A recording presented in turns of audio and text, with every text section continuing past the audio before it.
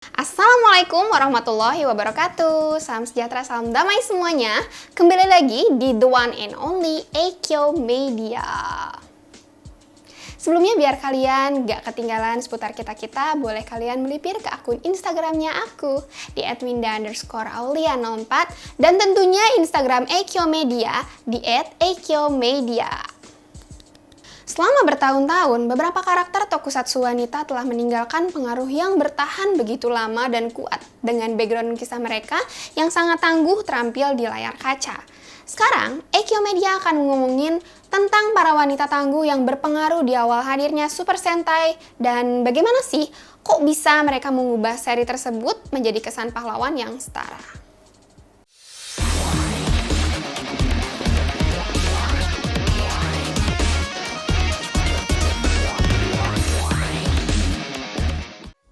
Super Sentai dibuat oleh mendiang Shotaro Ishinomori-san. Seri Sentai tayang perdana pada tanggal 5 April 1975 dengan skuad hero pertamanya, Himitsu Sentai Go Ranger.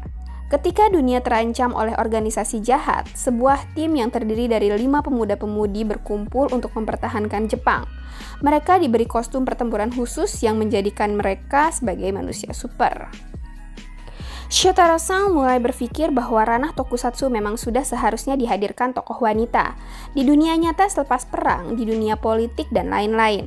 Semua sudah menyadari bahwa kehadiran wanita sebagai tokoh kuat adalah hal yang sangat luar biasa.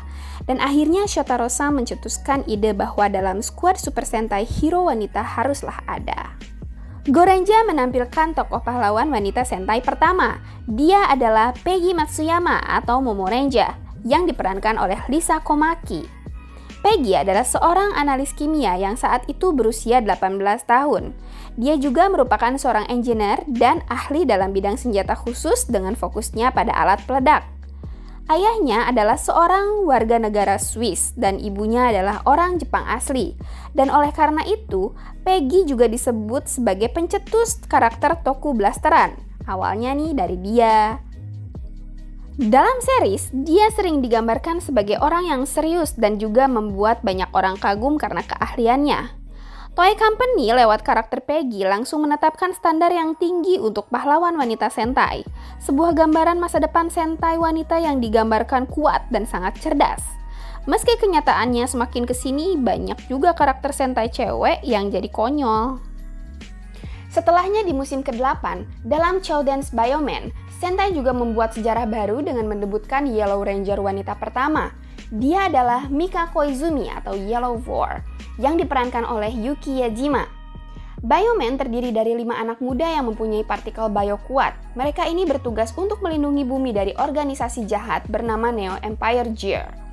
Dan Mika ini adalah seorang fotografer berusia 18 tahun.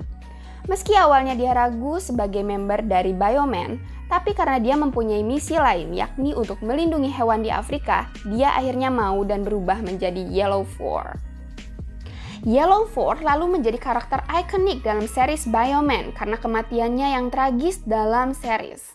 Saat melawan Mason, Mika diceritakan mengorbankan dirinya untuk melindungi rekan satu timnya. Ia lalu dibunuh oleh Biokiller Gun milik musuh. Yang sedih dan ikonik adalah scene di mana adegan pemakaman Mika yang terkenal digambarkan sangat sentimental. Ini adalah kematian Sentai wanita pertama yang sangat mengejutkan penonton. Lalu setelahnya ia digantikan oleh tokoh Yabuki yang diperankan oleh Sumiko Tanaka dan akhirnya menjadi Yellow 4 yang baru. Tapi tetap berdasarkan polling, para fans masih memilih Mika sebagai karakter terbaik. Lanjut lagi. Setelah Bioman, kini hadir di musim ke-9 yakni eranya Dengeki Sentai Changeman yang memulai debutnya pada tahun 1985.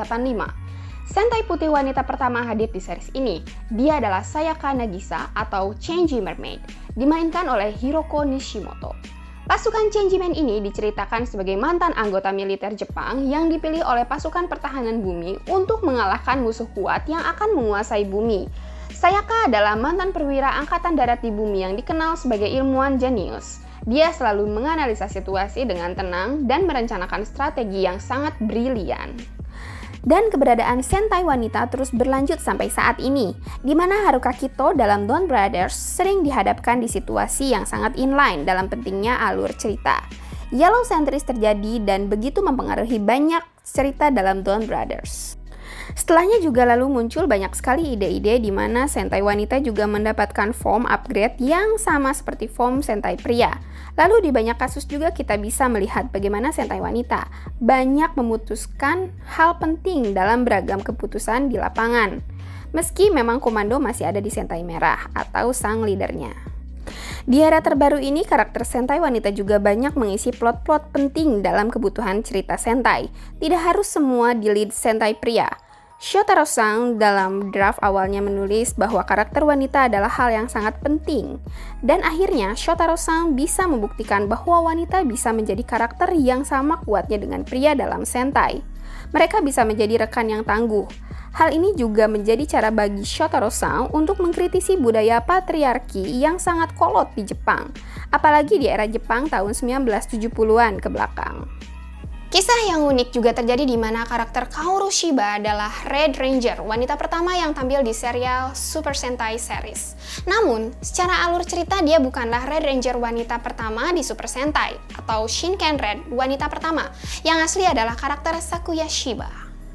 Pokoknya banyak hal yang menarik tentang keberadaan wanita dalam plot penting di Super Sentai, termasuk kehadiran villain pertama yang juga menggebrak beberapa stereotip. Semua info ini didapat dari Toei Super Sentai Encyclopedia. Mohon maaf kalau ada salah-salah kata. Thank you udah nonton. Wassalamualaikum warahmatullahi wabarakatuh.